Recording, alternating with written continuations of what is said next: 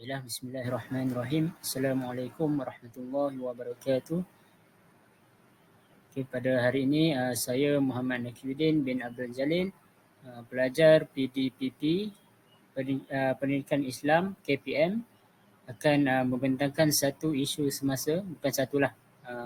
Di sini saya akan kemukakan beberapa isu semasa yang berkaitan dengan etika dan perundangan guru di Malaysia.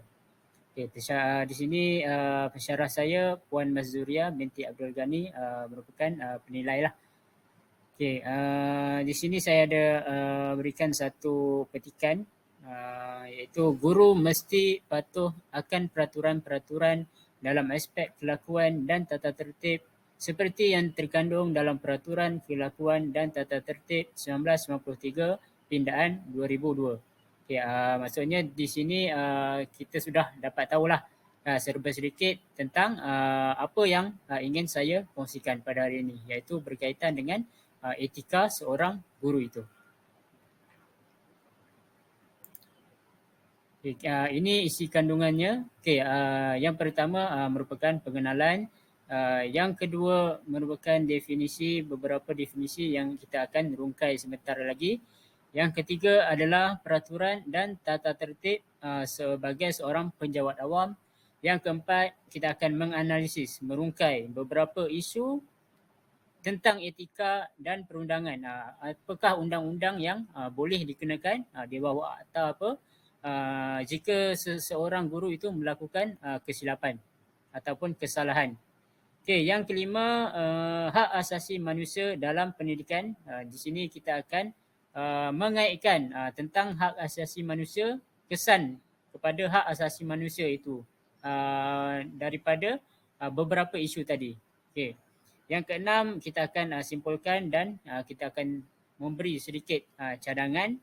Dan yang ketujuh adalah rujukan dari mana sumber yang saya dapat tentang berita-berita berkenaan isu-isu yang kita akan tengok sebentar lagi. Okey, bagi pengenalan, di sini saya akan baca sedikit. Tugas guru bukan sekadar menyampaikan ilmu pengetahuan. Malahan segala tindak tanduk dan amalan mereka akan sentiasa menjadi ikutan orang di sekelilingnya. Okay, di sini kita tahulah sebagai seorang guru ni, kita bukan saja melakukan tugas hakiki kita sebagai seorang guru yang keluar masuk pada waktu pagi dan keluar pada waktu petang semata-mata untuk menyampaikan ilmu yang ada di dalam buku teks dan di SKP. Malahan seorang guru itu sendiri sebagai seorang murabi ataupun pembimbing, pendidik atau yang kita lebih kenali sebagai in loco parentis. Guru ini sebagai pengganti kepada ibu bapa. Apabila murid ini di rumah, ibu bapa mereka akan mencurahkan kasih sayang, memberi pendidikan yang penuh kepada anak mereka. Tapi apabila murid ni sampai ke sekolah, siapakah guru mereka? Siapakah ibu bapa mereka? Ibu bapa mereka akan beralih kepada guru-guru yang berada di sekolah mereka. Guru ni sendirilah yang akan mendidik, mencurahkan kasih sayang sama rata di dalam sesuatu kelas itu tanpa mengira bangsa, agama maupun warna kulit. Okey, dan guru juga amalan mereka, segala tindak tanduk mereka akan diperhatikan oleh orang sekeliling. Tidak kira masyarakat, ibu bapa, bahkan anak murid sendiri. Mereka lah yang akan menilai seorang guru ni dari segala aspek. Okey, misal kata seorang guru mula-mula lagi, pagi-pagi lagi lambat hadir ke sekolah. Murid akan tengok. Okey, dia ni cikgu yang macam mana? Kan cikgu ni selalu lambat datang kan. Ustaz boleh ke lambat datang ke sekolah? Dia akan tanya, ustaz ni selalu datang tak apa je, boleh ke kami pun lambat ke sekolah? Okey, di sini kita akan dapat nampak bahawa apabila tindak tanduk seorang guru tu negatif, dia akan mempengaruhi murid tu sendiri. Okay, apabila guru menunjukkan positif, sikap yang positif, nilai murni yang positif, okay, murid akan dapat menyerap masuk ke dalam rohani mereka. Okey. Oleh itu, profesyen keguruan diselia oleh kod etika yang perlu dipatuhi oleh setiap guru bagi memastikan tugas dan tanggungjawab yang menjadi amanah dapat dilaksanakan. Okey, di sini nanti kita akan tengok apabila kita ni berada menyandang sebagai seorang penjawat awam, tidak kira guru ataupun kerja-kerja yang lain, kita ni akan ada kod etika yang perlu kita patuhi. Seperti kita ni sebagai seorang manusia, tidak kira agama Islam ataupun bukan. Contohnya Islam sendiri ada menggariskan panduan ataupun hukum hakam yang perlu dipatuhi oleh segala umatnya demi menjamin kemaslahatan ummah ataupun kelangsungan hidup dia sendiri dan hidup orang lain, masyarakat yang lain. Kerana apa? Kerana apabila kita melanggar peraturan-peraturan Tuhan ataupun peraturan negara, kampung, kelas daripada yang besar kepada yang kecil, ia akan membawa kesan kesan yang buruk pada diri kita sendiri ataupun kepada yang lebih besar, iaitu masyarakat dan negara. Okey, moral pun sama. Okey, bagi agama lain yang bukan Islam, mereka juga mempunyai nilai ataupun moral yang patut mereka ikuti. Okey, demi memastikan kelangsungan hidup dan keamanan dan keharmonian masyarakat itu sendiri. Akan tetapi, terdapat segelintir guru yang melanggar kod etika tersebut yang menimbulkan beberapa isu. Di sini kita akan rungkai sebentar lagi.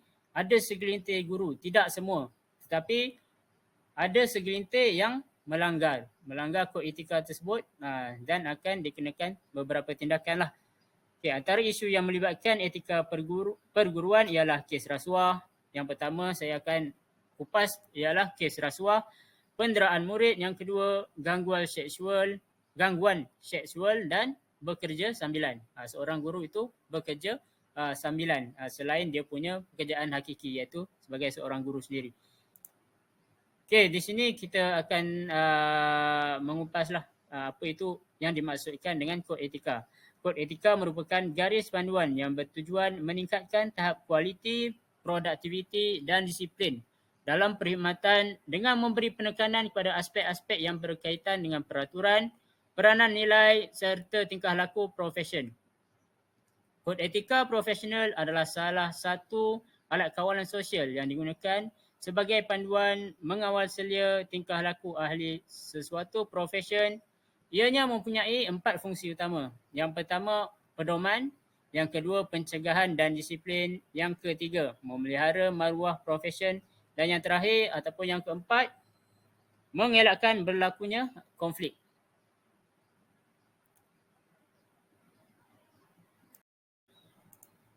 Okay, seterusnya kita akan sambung dengan peraturan dan tata tertib seorang penjawat awam. Okay, peraturan 4/1, seorang pegawai hendaklah pada setiap masa memberi taat setia kepada Yang di-Pertuan Agong Negara dan Kerajaan, iaitu tidak berlaku curang, mesti jujur, amanah serta berpegang teguh pada janji. Dan seorang penjawat awam juga perlu taat dan patuh kepada pemerintah ataupun kerajaan dan keteguhan pematuhan yang ikhlas kepada suatu kedaulatan, pemerintah ataupun kerajaan. Bagi peraturan 4/2, seorang pegawai tidak boleh membelakangkan tugas awamnya demi kepentingan peribadi menggunakan kedudukan awamnya bagi faedahnya sendiri. Yang kedua, berkelakuan sehingga memburukkan ataupun mencemarkan nama penjawat awam, nama perkhidmatan awam. Yang ketiga, tidak jujur atau tidak amanah. Yang keempat, ingkar perintah. Dan yang kelima, cuai dalam melaksanakan tugas. Yang seterusnya, larangan khusus. 4A, gangguan seksual, pekerjaan luar, berpolitik, cabutan bertuah ataupun loteri, tidak hadir bertugas. Hukuman di atas boleh dikenakan dan antara tindakan tata tertib adalah seperti berikut. Yang pertama, amaran. Kedua, denda. Seterusnya, tangguh pergerakan gaji, buang kerja, turun pangkat dan lucut hak emolumen. Seterusnya di sini kita akan mengupas beberapa isu etika sebagai seorang guru. Saya akan kemukakan 4 isu berkaitan etika seorang guru. Yang pertama, rasuah dan salah guna kuasa. Yang kedua, penderaan murid. Yang ketiga, gangguan seksual. Dan yang keempat, bekerja sambilan. Bagi isu yang pertama adalah rasuah dan salah guna kuasa. Di sini kita telah sebut perkara 4/2, membelakangkan tugas demi kepentingan diri, dan 4/2(c) dan (2) berkelakuan yang menimbulkan syak munasabah yang dia telah menggunakan kedudukan awamnya bagi faedahnya sendiri. Hal ini terkait dengan gejala rasuah dan salah guna kuasa di bawah Peraturan Pegawai Awam, Kelakuan dan Tata Tertib 1993. Perkara 8/1(a), seorang pegawai awam tidak boleh memberi atau menerima apa-apa jua hadiah jika penerimaan atau pemberian itu mempunyai kaitan dengan pelaksanaan tugas pegawai tersebut.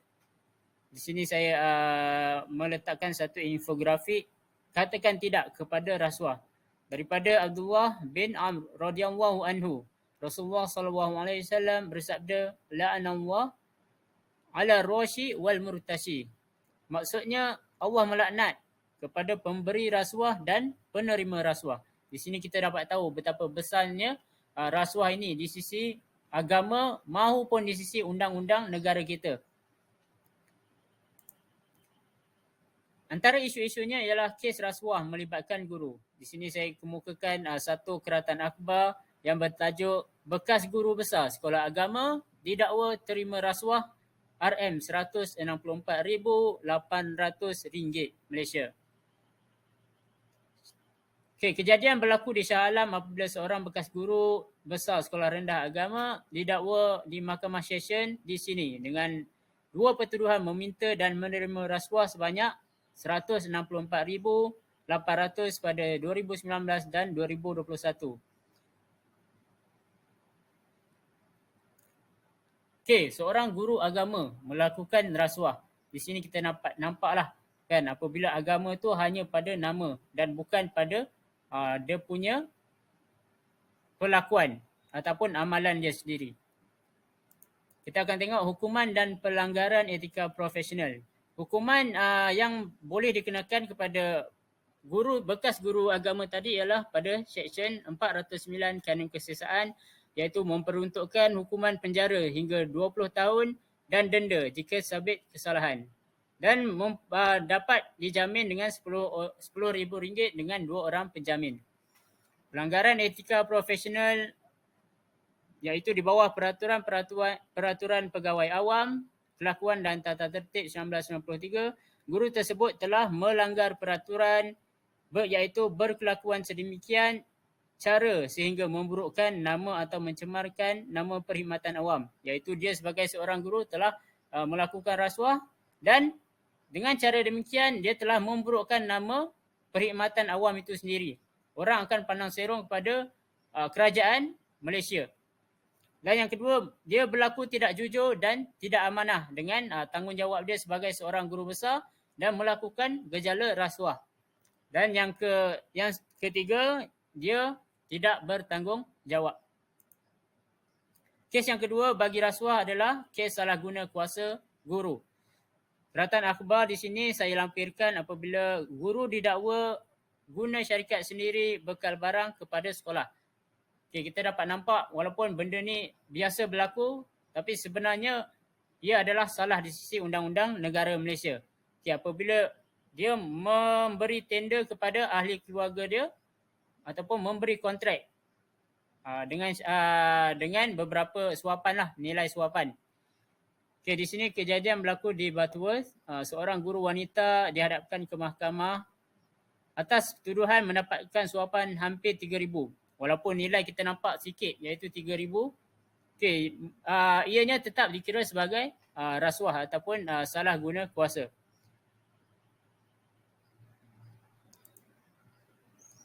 Okay, apa lekah yang dia lakukan? Dia melakukan didakwa menggunakan kedudukannya sebagai Ketua Panitia Pendidikan Jasmani dan Kesihatan untuk membeli pelbagai peralatan sukan bernilai RM2,353.66 daripada syarikat Hazwan Event Management yang juga adalah syarikat miliknya pada 17 Oktober 2017. Kita akan lihat hukuman dan pelanggaran etika profesional. Hukuman yang boleh dikenakan adalah di bawah Seksyen 23 atas Suruhanjaya Pencegahan Rasuah Malaysia 2009, iaitu kesalahan menggunakan jawatan atau kedudukan untuk suapan dan memperuntukkan hukuman penjara sehingga 20 tahun dan denda jika disabit kesalahan. Beliau juga boleh dijamin dengan RM8,000 dengan seorang penjamin. Pelanggaran etika profesional yang telah dilanggar ialah guru tersebut melanggar peraturan iaitu berkelakuan sedemikian cara hingga memburukkan nama atau mencemarkan nama perkhidmatan awam, tidak jujur, tidak amanah dan tidak bertanggungjawab. Okey, beberapa cadangan telah saya fikirkan, iaitu cadangan mengatasi isu rasuah dan salah guna kuasa, iaitu guru tersebut perlu menyertai kursus Qawi Al-Amin, iaitu dalam Quran sendiri menyebut seorang pekerja yang baik adalah mempunyai sifat Qawi dan sifat Amin. Qawi iaitu kuat. Kuat juga kita boleh tafsirkan sebagai seorang yang berintegriti dan beretika. Dan Al-Amin adalah seorang yang amanah untuk dalam dia menjalankan setiap tugasannya. Seterusnya adalah penguatkuasaan undang-undang. Undang-undang perlu dikuatkuasa supaya guru-guru akan lebih takut untuk melakukan rasuah dan salah guna kuasa tersebut dan tidak memandang remeh tentang perkara yang dinampak yang diperlihatkan kecil tetapi kesannya besar. Okay, seterusnya kempen kesedaran tentang amanah. Isu seterusnya adalah isu penderaan murid. Okay, definisi penderaan. Penderaan kanak-kanak didefinisikan sebagai satu pencabulan atau pelanggaran yang serius terhadap hak kanak-kanak untuk berkembang dalam keadaan sihat dan bermaruah di samping menyebabkan risiko dalam kelangsungan hidup mereka daripada dasar perlindungan kanak-kanak negara. Keratan akhbar menunjukkan seorang guru telah didakwa kerana mendera seorang murid autism, iaitu murid PPKI. Okay, di sini guru tersebut telah melakukan satu penderaan iaitu dengan memulas telinga murid tersebut. Okay, kejadian berlaku di Petaling Jaya pada kira-kira pukul 9 pagi 19 Julai. Okay, kejadian juga berlaku di kelas pendidikan khas di sebuah sekolah pendidikan khas di Seberang Jaya ketika kejadian mangsa dikatakan bertindak agresif di dalam kelas hingga menyebabkan pelajar lain takut dan menangis. Disebabkan itu, suspek guru wanita berusia lingkungan 30-an datang dan memegang kedua-dua belah telinga mangsa untuk menenangkan mangsa. Namun, tindakan suspek menyebabkan kedua-dua telinga mangsa mendapat kesan lebam, katanya dalam kenyataan semalam. Petikan saya dapati dari Harian Metro. Okay, hukuman yang boleh dikenakan kepada guru terbabit adalah di bawah Seksyen 323 Kanun Keseksaan, iaitu seksaan kerana dengan sengaja menyebabkan cedera adalah dan penjara boleh dikenakan sampai setahun atau denda RM2,000. Guru tersebut telah melanggar peraturan-peraturan pegawai awam dengan berlaku sedemikian cara sehingga memburukkan nama atau mencemarkan nama perkhidmatan awam dan guru tersebut adalah tidak bertanggungjawab. Seterusnya, isu penderaan guru pukul murid. Okay, keratan akhbar ni juga menunjukkan satu lengan seorang murid telah mendapat kesan pukul daripada seorang guru. Okay, kejadian berlaku di Alor-Star apabila polis mengesahkan murid lelaki tahun 3 cedera di lengan kiri, jari dan muka dipukul seorang guru lelaki di sebuah sekolah di Kuala Kedah. Guru berkenaan mengaku menyesal melakukan perbuatan tersebut. Okey, sudah menyesal pun tidak berguna lagi kerana guru tersebut pada awalnya tidak mempunyai kewarasan berfikir. Beliau sanggup melakukan bukan satu pukulan, malah kita dapat nampak tu ada 4 pukulan di lengan tetapi ada juga kecederaan di muka dan di lengan, dan di jari. Maksudnya seorang guru ni adalah seorang yang panas baran dan tidak mampu mengawal emosinya. Guru tersebut tidak layak menjadi seorang guru pada pendapat saya. Hukuman yang boleh dikenakan adalah siksaan kerana dengan sengaja menyebabkan cedera dan penjara sampai setahun atau denda RM2,000. Cadangan yang saya dapat simpulkan bagi mengatasi isu penderaan pelajar adalah guru perlu memantapkan akhlak dan jati diri bagi diri sendiri dan mengajar murid supaya menerapkan nilai-nilai murni dalam kehidupan seharian supaya menjadi seorang yang berakhlak mulia dan mampu mengawal emosi. Yang seterusnya, bijak mengawal emosi dan tekanan kerja. Seperti yang kita tahu, seorang guru ni mempunyai tugas-tugas khas, tugas-tugas mendidik dan tugas-tugas lain. Dan bebanan kerja guru tidak boleh kita jadikan alasan untuk kita mendera pelajar sesuka hati. Dan seterusnya, menghayati agama dan nilai kemanusiaan.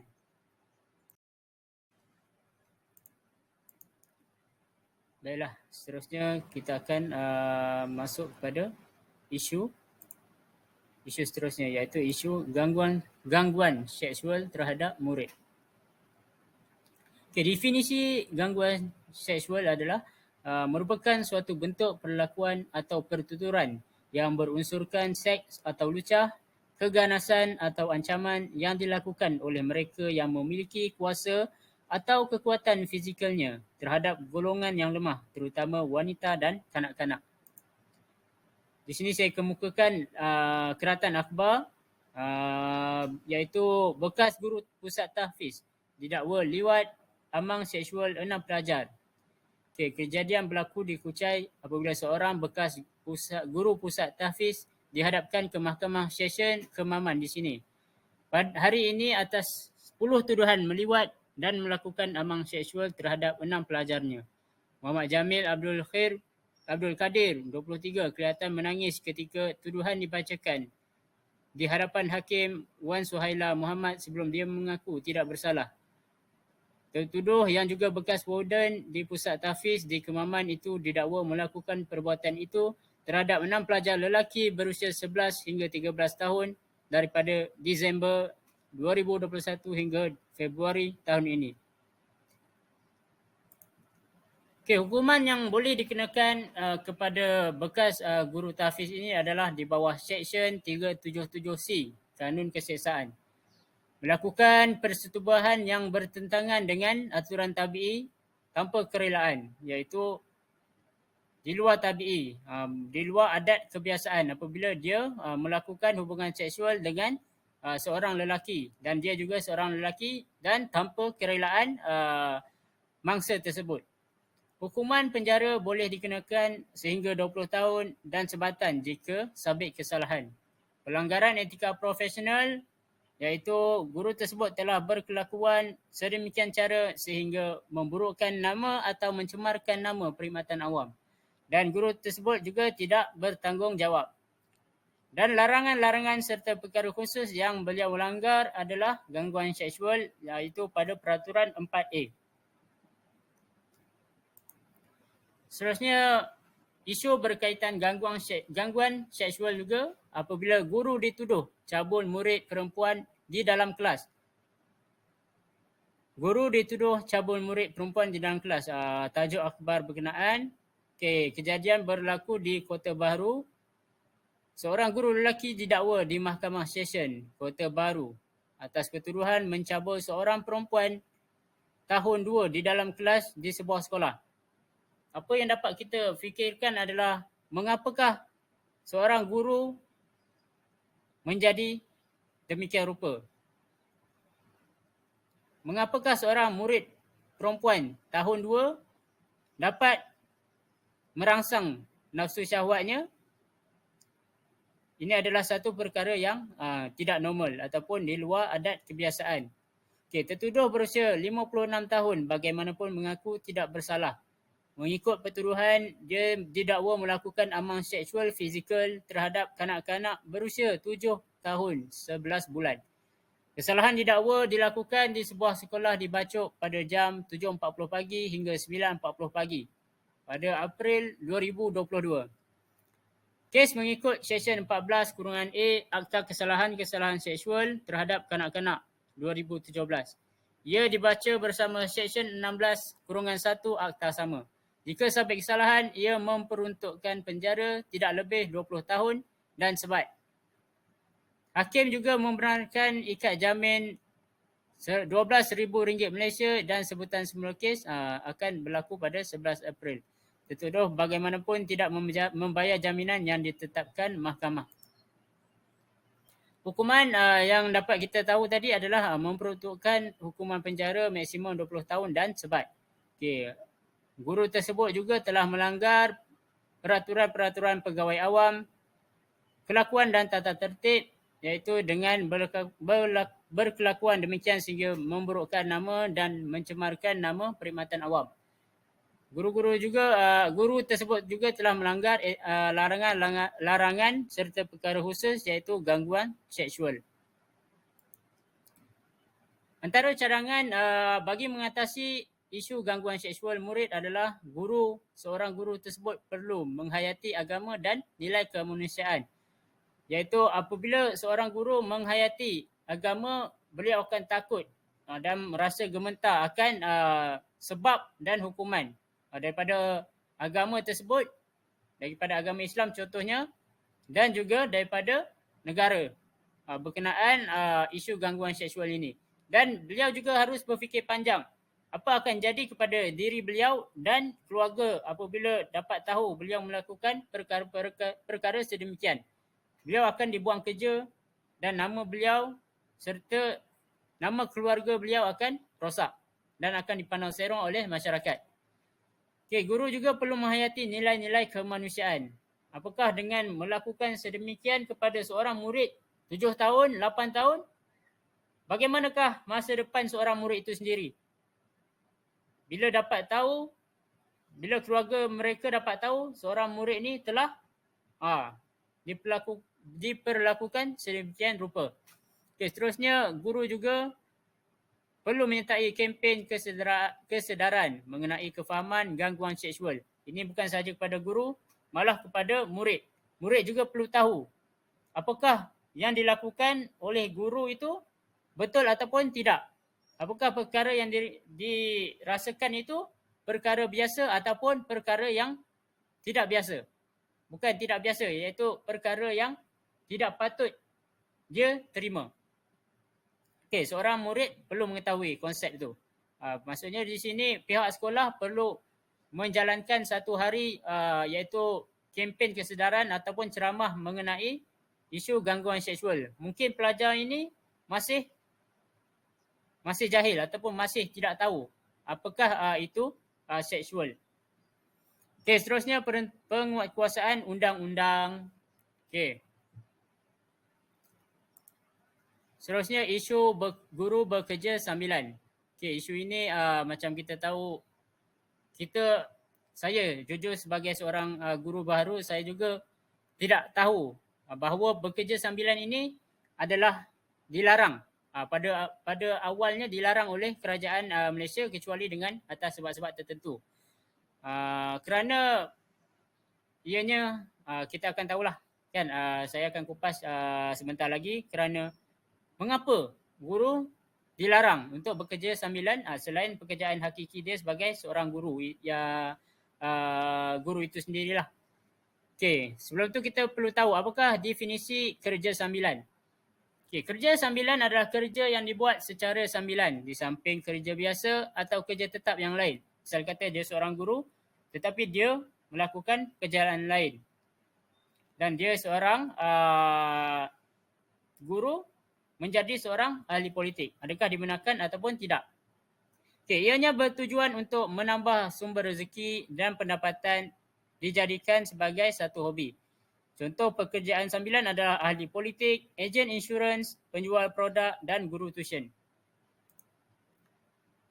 Okey, di sini saya kemukakan satu keratan akhbar iaitu seorang guru yang sambil dia menjadi guru, dia juga ingin menjadi kontraktor.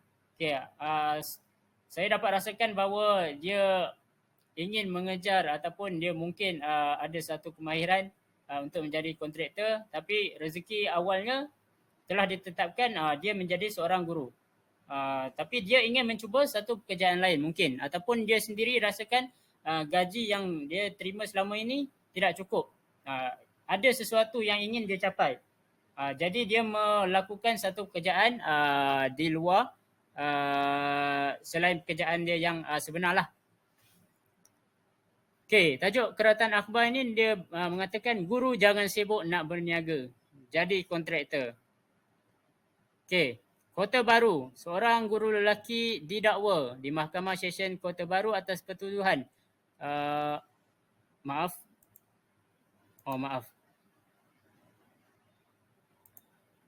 Okey, maaf. Seorang guru tersebut itu keratan akhbar yang lain. Maaf kesilapan teknikal. Okey, kita akan tengok peraturan pekerjaan luar.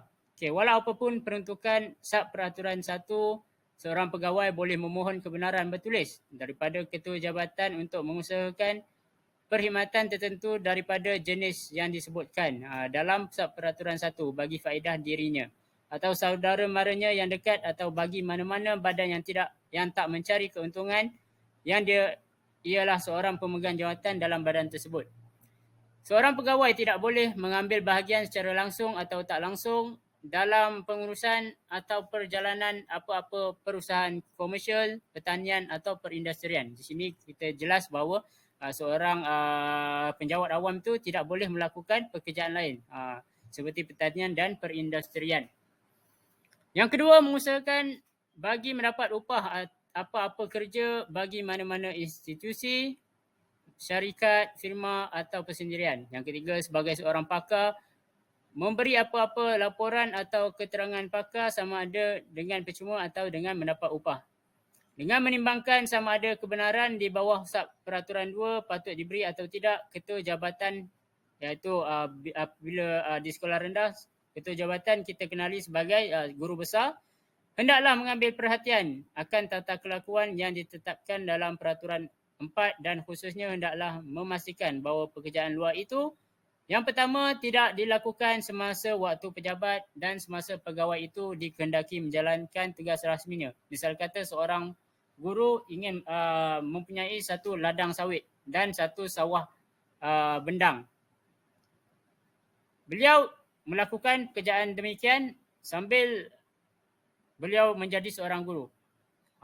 Terlebih dahulu beliau perlu mendapatkan kebenaran daripada ketua jabatan sama ada beliau boleh lakukan pekerjaan luar tersebut, tapi dengan syarat tidak dilakukan waktu pejabat. Apabila sekolah tu bermula Isnin sehingga Jumaat, guru itu tidak boleh melakukan pekerjaan luar dia pada hari-hari tersebut, hari-hari Isnin sehingga Jumaat. Tapi beliau boleh melakukan di hujung minggu, Sabtu dan Ahad. Dan dikehendaki menjalankan tugas rasminya. Ini bermaksud apabila seorang guru tersebut diperlukan pada hari bukan sekolah, itu pada hujung minggu, beliau wajib hadir ke sekolah bagi melaksanakan tugas-tugasnya dan dilarang untuk melakukan pekerjaan luar pada waktu itu. Seterusnya, Kementerian Pendidikan Malaysia telah mengeluarkan 2 perkeliling berkaitan pekerjaan luar bagi kaki tangan di bawah KPM, iaitu Surat Perkeliling Perkhidmatan KPM bilangan 1 tahun 1959, penglibatan pegawai dan kaki tangan di bawah Kementerian Pendidikan dalam pekerjaan luar bagi jenis pekerjaan selain daripada guru tuisyen atau tenaga pengajar sambilan. Dan yang kedua, Surat Perkeliling Perkhidmatan KPM bilangan 1 2006 garis panduan kelulusan melakukan pekerjaan luar sebagai guru tuisyen atau tenaga pengajar sambilan bagi jenis pekerjaan guru tuisyen atau tenaga pengajar sambilan. Okey, bagi cadangan mengatasi isu pekerjaan luar ini, pihak kementerian telah mengeluarkan surat. Seterusnya, pada dasarnya pegawai perkhidmatan awam memang dilarang melakukan pekerjaan luar atau kerja sampingan yang mendatangkan sebarang bentuk faedah, keuntungan, sama ada bentuk upah ataupun keuntungan lain. Maksudnya walaupun dia mendapat keuntungan ataupun rezeki yang dia rasa halal, tetapi perlu mematuhi dalam masa sama perlu kita tahu dulu kerana di awal pekerjaan seorang guru tu beliau sendiri telah beraku janji untuk tetap fokus pada pekerjaannya dan tidak melakukan pekerjaan lain yang boleh mengganggu konsentrasi pekerjaan beliau. Yang ketiga, namun demikian atas perhatian kementerian terhadap keperluan para murid dalam mendalami ilmu dan menguasai pembelajaran tambahan, pihak kementerian telah membenarkan pihak pendidik untuk membimbing murid melalui kelas persendirian di mana-mana institusi pendidikan swasta dengan syarat aktiviti yang dijalankan tidak bertentangan dengan kepentingan dirinya sebagai seorang penjawat awam. Okey, maksudnya di sini guru tuition boleh melakukan ataupun bekerja untuk mengajar murid. Okey. Menerusi surat tersebut, Ketua Jabatan telah diberi kuasa meluluskan permohonan dan membuat pemantauan terhadap mereka yang berkenaan. Apabila kelulusan telah diberikan oleh Ketua Jabatan, guru besar patut melakukan pemantauan sama ada betul tak apa yang guru tu buat, pekerjaan yang beliau buat itu. Adakah dia mengajar ataupun dia melakukan benda lain tapi mendapat keuntungan. Yang kelima, kebenaran bersyarat ini adalah sebagai alat kawalan dalaman bagi memastikan aktiviti tersebut selaras dengan kehendak peraturan seperti yang saya katakan sebentar tadi.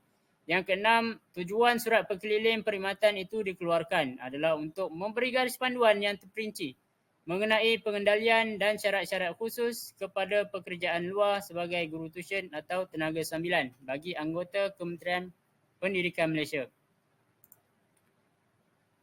Okay, di sini saya akan mengaitkan tentang pendidikan sebagai hak asasi manusia. Seperti kita tahu seorang manusia ni dia mempunyai hak seperti tempat tinggal, hak makan minum, hak kesihatan ataupun perubatan, hak tempat tinggal dan seterusnya hak mendapatkan pendidikan. Okay, seperti yang kita tahu seorang kanak-kanak apabila tidak diendahkan ataupun tidak dihantar ke sekolah untuk mendapatkan pendidikan oleh ibu bapa mereka, tanpa sebab yang munasabah, ibu bapa tersebut boleh dikenakan denda sebanyak RM500. Okey. Di sini kita dapat nampak betapa besarnya hak manusia itu untuk mendapatkan pendidikan. Okey. Di sini saya akan kaitkan dengan kesan rasuah dan salah guna kuasa kepada hak asasi manusia iaitu hak pendidikan. Okay, rasuah ni akan menyebabkan masyarakat berpecah belah. Okay, apabila guru melakukan rasuah, masyarakat memandang serong pada guru tersebut kerana dengan cara guru besar itu menyeleweng duit murid berkeperluan khas, misal kata. Okay, murid yang layak mendapatkan bantuan tersebut akan ditindaslah. Maksudnya di sini ibu bapa mereka mengetahui bahawa murid tidak dapat hak mereka, jadi akan berlaku perpecahan antara masyarakat dan guru terbabit ataupun pihak sekolah tu. Seterusnya, murid tidak mendapat pendidikan yang sempurna dan adil dan kemerosotan sistem pendidikan. Apabila tak dapat hak mereka, mereka akan didorong dengan tidak mahu belajar, susah untuk ke sekolah, dan secara tidak langsung akan menyebabkan sistem pendidikan merosot.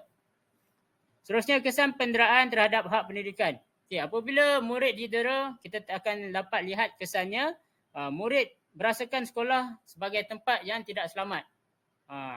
Seperti yang kita tahu, transformasi sekolah 25 adalah untuk kita ni menjadikan sekolah ni sebagai tempat yang selamat untuk murid hadir, murid duduk, murid tinggal, murid belajar. Okay, tetapi apabila dera, penderaan yang dilakukan oleh guru kepada anak murid, ianya akan menyebabkan murid akan merasa takut untuk sekolah kerana takut didera oleh guru terbabit. Okay, murid juga akan sukar untuk fokus di dalam kelas kerana takutkan guru. Dan kemerosotan pencapaian murid. Murid akan terganggu fokusnya, akan menyebabkan pencapaian murid terjejas. Kesan seterusnya adalah Kesan gangguan seksual terhadap hak pendidikan. Okey, murid berasakan sekolah tempat yang tidak selamat, murid sukar untuk fokus dalam kelas, murid berprasangka kepada setiap orang sekeliling apabila mereka telah ditindas ataupun dicabul, misal kata. Mereka akan menyebabkan mental dan fizikal mereka berada dalam satu depression ataupun satu titik yang paling rendah. Okey, dan boleh jadi mereka akan berprasangka buruk kepada setiap masyarakat, setiap orang yang berada di sekeliling, walaupun pelakunya adalah seorang. Okey, seterusnya dia akan meruntuhkan emosi pelajar tersebut.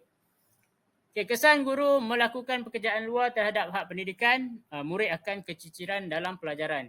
Apabila guru melakukan pekerjaan luar dan tidak fokus pada kerja hakikinya, pekerjaan tersebut akan menyebabkan guru tidak masuk kelas dan murid akan tercicir dalam pelajaran kerana guru tidak ada dalam kelas untuk mengajar. Okey, murid akan terabai, boleh jadi murid akan bermain di dalam kelas kerana ketiadaan guru. Dan seterusnya masyarakat bersikap prejudis terhadap pihak sekolah. Masyarakat akan berprasangka buruk pada sekolah kerana mereka menghantar anak mereka ke sekolah adalah untuk dididik oleh guru. Tapi gurunya tidak ada. Maksudnya di sini masyarakat akan memandang serong kepada pihak sekolah. Okey, kesimpulannya adalah seorang guru harus memahami tanggungjawab yang sebenar. Yang kedua, menampilkan watak terpuji, berimej, berpribadi mulia, berwawasan sebagai pendidik yang unggul. Guru perlu menjaga integriti dan mempunyai etika serta kompeten. Guru perlu taat setia kepada perkhidmatannya, mempertahankan martabat profesionnya.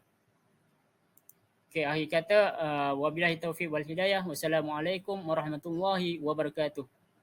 Okey, ini adalah rujukan yang saya dapat. Antara rujukan lah. Okey, sekian. Terima kasih.